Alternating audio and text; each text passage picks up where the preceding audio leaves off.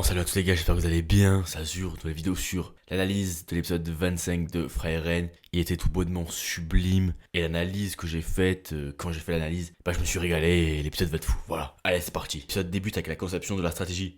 Sauf que quelqu'un va la troubler. Dunstey est gravement blessé. Il a puisé cette dernière force pour arriver au cœur du donjon et donc avoir une forte chance de trouver du monde. Mauvaise nouvelle pour le groupe. Edel a été évacué lors de l'attaque du clone de Sensei. Son acolyte, Blay, est resté pour ralentir l'ennemi. Bon, entre nous, je l'ai pas mal insulté, mais là il s'est comporté comme un bonhomme et vraiment ça a fait plaisir. Maintenant on peut espérer qu'il ne meurt pas. Bon, après toutes les aventures qu'il a traversées, il a bien évidemment des infos. Il demande par la suite si nous pouvons coopérer. Et la Denken a répondu tac au tac que c'était l'approche qui défendait. Et oui, encore une fois, il nous montre que c'est le boss et il faut jamais contredire Denken. Mais bon, dans sa grâce divine, il accepte et demande même qu'on le soigne. Service 5 étoiles, rien à redire. Le client est satisfait. Dunstey commence à dire tout ce qu'il sait. De 1, les clones n'ont bel et bien pas d'âme. Donc malheureusement, on peut oublier le contrôle mental. Si Denken pose les vraies questions, premièrement, la nature des répliques et de l'entité qui les génère. Tant qu'on ne sait pas ça, on ne sait rien. Car le nerf de la guerre est bel et bien l'information. Je te pose une bonne question. Est-ce que les reliques n'ont-elles vraiment aucun point faible lié à leur état? Je veux dire par là que est-ce que les clones ont leur propre faiblesse? Je veux dire par là que est-ce que le monstre qui les génère ajoute une faiblesse unique aux clones? Ensuite il dit que si la réplique est parfaite, donc nous on le sait bien, il y aurait des victimes. Merci Captain Obvious, je crois que tout le monde le savait, mais bon. Sensei qui dit qu'elle ne répondrait pas. Et là au loin on voit Sensei, elle est en train de se régaler. Elle est en train de voir tout le monde en train de serrer parce que l'épreuve... Putain, elle est compliquée, putain attends, on doit combattre Fryen là? Putain, ils sont comme ça, ils sont en train de stresser, ils sont pas bien. Et elle au fond, tu vois, elle reste imperturbable, mais au fond d'elle, elle est en train de se taper des barres. Elle dit, ah, regarde-moi ces bouffons là. Oh, qui voit l'âge?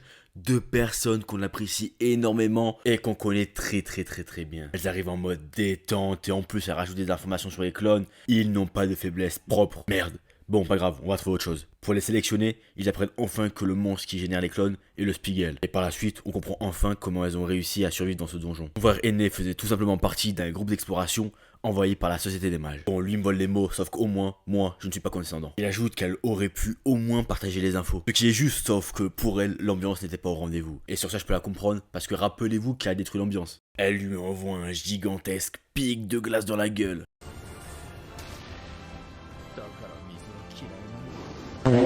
Bon, malgré ces petites tensions, on voit bien que Richter n'est pas rancunier. Bon, résumons les infos de là où il est.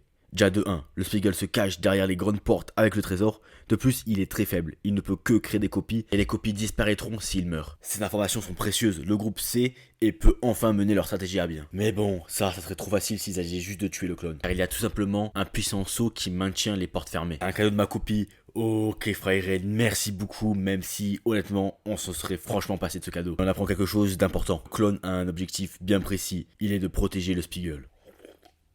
Bonjour garçon, qu'avez-vous sur la carte? Alors j'ai un sceau d'exception pour une magie commune. Extrêmement intéressant, m'en dites pas plus, je l'apprends. Ma réplique en vie, ces portes ne bougeront pas, dit Frieren avec confiance. Ah, honnêtement, phrase extrêmement stylée, voilà, et puis merde quoi, elle dégage une aura de fou.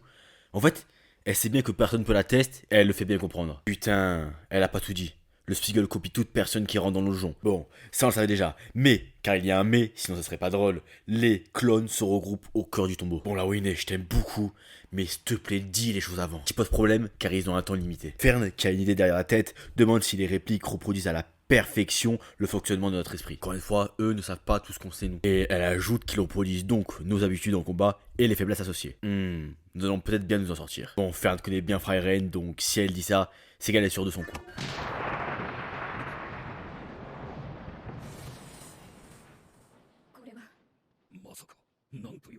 Ok, je comprends. Et Denkai des méthodes aussi ont compris. Attends, me dis pas que tu n'as pas compris. En fait, comme la Winnie est canée. Bon, pas grave, pas grave, pas grave. Laisse-moi t'expliquer. Quand elle lance un sort, sa détection s'estompe pendant une fraction de seconde. En gros, une faille se crée pendant une fraction de seconde, donc c'est à ce moment-là où il faut rappliquer, car la vigilance de Frieren sera à son plus bas. C'est une erreur assez fréquente chez les apprentis mages. Ah, ça tire à balles réelles ici. Bon, oublie pas que quand même c'est grâce à elle si t'es ici. La Frieren est trop mignonne. Excuse-moi les gars, merde. Bon, c'est bien beau, mais elle reste meilleure dans tous les domaines, dit Richter. Et bah c'est vrai. Si elle a une faiblesse, il faut réussir à créer une situation où elle y est exposée et réussir à la tuer durant cette fraction de seconde. Bern, qui n'a peur de rien, décide de quand même faire la stratégie, sachant son taux d'échec élevé. On a le droit à un magnifique moment, le groupe réfléchit ensemble pour trouver un moyen de la battre, et Frieren passe un merveilleux moment. Ime nous récompense de cette manière. il permet de nous témoigner la magnifique épopée de Frieren. Comme s'il nous avait pas assez récompensé, il nous donne à nouveau des flashbacks de l'aventure d'Himmel. Et tout le monde sait que quand Himmel revient, c'est pour casser des grosses gueules. Ok, résumons la situation. Ils sont dans un donjon, il y a un monstre qui bloque le passage. Allez, petite stratégie en 2-2, tout le monde a son rôle, et sauf Hater. Putain, il a la gueule de bois. Bon, pas grave, on fonce. Le flashback colle parfaitement bien avec la situation, car Frieren ajoute qu'il faisait la même chose. Encore une fois, quand elle se rappelle le bon vieux temps avec Himmel, elle a le sourire aux lèvres. C'est là où il est calmé en arrière-plan. Ah, tu vas se battre, putain. C'est bon, on peut enfin finir la conquête du donjon. Ken, avec une certaine incertitude, demande si elle a une chance. Frieren, avec un calme olympien, rétorque sans problème. La confiance au plan qu'ils ont conçu, et puis elle accompagne de Fern, donc oui, sans problème. Elle ajoute carrément qu'un donjon impossible à finir, ça n'existe pas. Donc juste avec cette phrase, ses chances augmentent de manière significative. Attends, j'ai pas fini. Elle dit même qu'elle est la mage qui a fait partie du groupe qui a exploré le plus de donjons. Bon, entre nous, quand Frieren fait l'éloge de ses faits d'armes, donc de sa puissance, on n'a même pas besoin de se poser des questions. Donc oui, cela va bien se passer. On apprend qu'elles vont aller à 2, car moins de monde égale plus facile de prévoir ses attaques et moins de morts. Même si ramener tout le groupe aurait fait en sorte que le combat dure moins longtemps et les chances seront bien plus grandes, mais le prix est lourd, beaucoup de morts, donc la question est vite répondue. Et finalement, on comprend enfin pourquoi ils doivent être que 2. Car les copies vont petit à petit venir vers le centre et en conséquence, on a besoin de bras pour pouvoir les arrêter. Et enfin l'heure du moment tant attendu, le combat est imminent. Mais avant ça, Denken compte bien savoir leurs faiblesses pour pouvoir créer la meilleure stratégie. Le combat était sublime, les émotions que j'ai ressenties, j'ai cru que c'était moi au plein milieu du combat, putain hop, qu'est-ce que je fais, j'esquive, ok nice, sur mon katana, je lui casse la gueule. On va désormais analyser le combat parce qu'il y a beaucoup de choses à dire dessus. Les deux Frieren passent un rapide coup d'œil pour analyser l'adversaire. Chose faite, elles prennent toutes les deux de la hauteur en même temps, prouvant bien leur similarité. Elles veulent toutes les deux attaquer, mais activent directement leur bouclier. Elles ont toutes les deux compris l'endroit où elles allaient attaquer, prouvant encore une fois leur similarité de leur stratégie. Elles savent par cœur leur prochain mouvement. Fern s'élance derrière un pilier, sachant qu'elles allaient répliquer. Et pour la première fois, Frieren utilise un sort avancé et non pas un sort simple.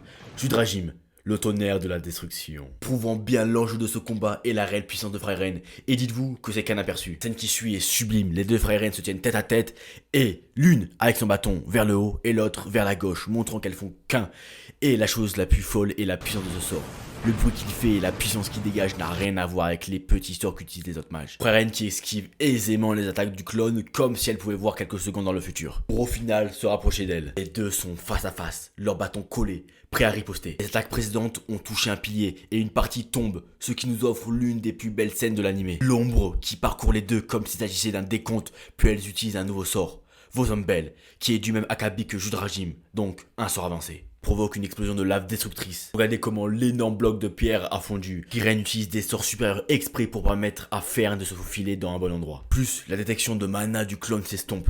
C'est le moment parfait pour Fern. Ensuite, on voit les deux qui s'avancent petit à petit, montrant qu'ils font jeu égal. Ils avancent de manière prudente, car les deux savent bien leur puissance. Elle le sait bien, c'est d'ailleurs pourquoi elle spamme les attaques, car elle n'a pas la possibilité de chercher Fern. Donc, en faisant ça, elle accapare l'attention du clone. Car après tout, elle-même, c'est la crainte qu'elle inspire. On repasse au moment avant le combat. Frieren explique qu'elle aura beaucoup de mal à percevoir sa présence. Fern est étonné qu'elle lui demande d'utiliser le Zoltrak. Et en fait oui, car c'est le plus rapide à lancer. Faut pas oublier qu'on doit rappliquer durant une fraction de seconde. Et le point le plus intéressant est le fait que la magie est récente du point de vue d'une elfe. En conséquence, le temps de s'en protéger d'instinct est trop court, car comme elle a dit, la magie est trop récente. Ce qui montre que la fraction de seconde se transforme en seconde. La raison de plus est que le Zoltrak, elle le pratique depuis la naissance. Elle le connaît comme sa poche. Son Zoltrak pourra la tuer. Fern guette le meilleur moment pour attaquer et elle utilise tout le mana qu'elle a en elle. Et on n'a même pas le temps de voir le tir. On repasse dans le passé. On y aperçoit Ciri et Frieren. Ciri, posée sur son trône, montre bien la supériorité, alors que Frieren, en bas, montre l'écart de puissance. Et non, l'infériorité, vous allez comprendre. On se tient devant un roi, on se met à genoux. C'est pas le cas de Frieren. Elle ne se soumettra jamais à Ciri. Elle-même est étonnée de voir Frieren, étant donné qu'elle la déteste. Ciri est choquée de la revoir, car elle pensait justement jamais la revoir. Alors, quelle est la raison de sa venue? Elle tient entre ses mains les dernières volontés de sa maîtresse, Flamme. Bon, avec 50 ans de retard. Mais bon, on fait comme on peut. Frieren lui demande si elle est triste. Elle lui rétorque qu'elle a éduqué sur un coup de tête, mais laisse-moi en douter. En réalité, elle est bien triste. On ira voir ça après. Mémoire explique que l'empereur a autorisé les recherches sur la magie. C'est un grand pas pour l'humanité. Car avant, c'était lié aux démons. C'est pourquoi que toutes les recherches liées à la magie étaient interdites. L'objectif ultime de Flamme était d'enlever cette restriction. Le monde, témoin de sa puissance, arrive à avoir une place au sein de la cour en tant que mage en fonction pour éduquer les jeunes mages talentueux. Et on en vient au but, elle souhaite que Ciri la succède. Ciri est mécontente de cette proposition, en effet, pour elle, elle est dans l'excès. Elle explique que c'est une chose formidable que la recherche soit autorisée dans le plus grand empire. Pour Ciri, c'est en demander plus. Pour Flamme, c'est demander au futur d'accompagner son grand projet. Que la magie se répande va déjà de 1. La démocratiser. Secondement, les humains seront de plus en plus forts. Et troisièmement, les humains pourront enfin rivaliser avec les démons. En résumé, le monde est en plein chamboulement. La reine est heureuse d'entendre ça, vu qu'elle a été formée pour les détruire. Ciri détruit le parchemin, signant son désaccord avec sa disciple. Pour elle, la magie doit rester quelque chose à part. Seule l'élite de ce monde est digne de la maîtriser. Elle rajoute qu'elles ne sont jamais comprises. Puis elle répète qu'elle a formé un. Cela est faux. Déjà, le son de sa voix la trahit. On voit bien qu'elle est peinée de sa mort. Flamme connaissait bien sa maîtresse, savant bien qu'elle allait le détruire. Mais elle voulait quand même témoigner son respect envers elle. Et lui montrer que sa disciple a réussi son rêve. Ciri demande quelque chose d'étrange. De faire un tour avec elle. Oui, étrange, car ce n'est pas son style. Prouvons bien qu'elle veut parler maintenant qu'elle est seule. Dans une petite forêt, elle se promène. Ciri parle du bon vieux temps, dans lequel Flamme était toujours son apprenti. Le rêve de Flamme ou encore le conflit entre les démons et les hommes, tout cela ne l'intéressait guère. L'imaginaire de Ciri ressort et nous montre une Flamme petite en train de s'amuser. Encore une fois, son faciès la trahit. Tu connais son sort préféré? Celui qui fait pousser des fleurs, dit Ciri avec une voix calme et nostalgique. Une magie futile qui ne sert à rien. Ciri déverse sa haine envers les sœurs de bas étage, elle qui est habituée au plus grand. Mais dans la petitesse des choses se cache la grandeur. Car oui, c'est là où tout le monde a commencé. Elle aimait profondément cet art. Que les habitants du monde entier aient accès à ce genre de sort, c'était son vœu le plus cher. Ça me révulsait viscéralement, dit-elle avec le sourire aux lèvres, prouvant le contraire. Elle dit ensuite qu'on aurait dit le rêve naïf d'une petite fille, sauf que elle aussi, un jour, l'était. Ciri qui lui tient la main est une très belle scène. Elle confirme ses précédents propos, mais c'est grâce à sa volonté d'esprit et sa naïveté qu'elle a réussi sa grande mission. Voir Ciri dire du mal sur elle lui fait du bien, car elle est frustrée de voir sa disciple disparaître. Elle, qui l'aimait tellement. L'ère de la magie et des hommes devait arriver bien plus tard, mais Flamme a rendu l'impossible possible. Flamme est l'imel aux yeux de Ciri. Ces deux personnes ont réussi à changer du tout au tout des êtres différents. Freyren ajoute sur Flamme qu'elle prenait toujours vite ses décisions, comme si son temps était compté. C'est vrai et faux. À ce moment-là, Freyren ne comprenait pas vraiment les hommes. Elle prenait vite ses décisions, car elle savait où elle allait. Et oui, son temps était compté, une raison de plus pour réaliser son rêve. Vu que les elfes, eux, ont leur temps, la vie humaine est éphémère. Leur peuple n'est plus proche de la mort, mais c'est grâce à ça que les hommes avancent, car ils savent que la mort les attend. Les hommes n'ont pas de temps à perdre, à contrario des elfes qui, eux, peuvent attendre 100 ans ou 200 ans, voire 1000 ans. Comme le dit bien Ciri, les changements vont s'accélérer. 1000 petites années, c'est ce qui nous sépare des hommes. Cette phrase est sublime et complètement folle. L'écart temporel qu'il y a entre eux est fou. Pour être honnête, j'ai du mal à aller faire une analyse sur ça. Tellement que pour nous, 1000 ans, c'est énorme. Déjà que 10 ans, c'est quelque chose. Les dernières phrases sont très touchantes. Les humains nous dépasseront. Bien évidemment, car ils ont été créés pour. Les hommes arrivent à faire l'impossible possible tous les jours. C'est-à-dire se surpasser. Ne néglige pas ton entraînement, Freyren. Car si quelqu'un peut te tuer, ça sera le roi démon, soit un mage humain. L'image de Fern qui apparaît juste après veut tout dire.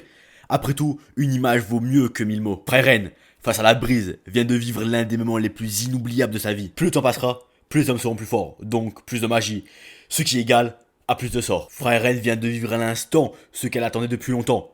Tout ça grâce à sa maîtresse. Partir à l'aventure.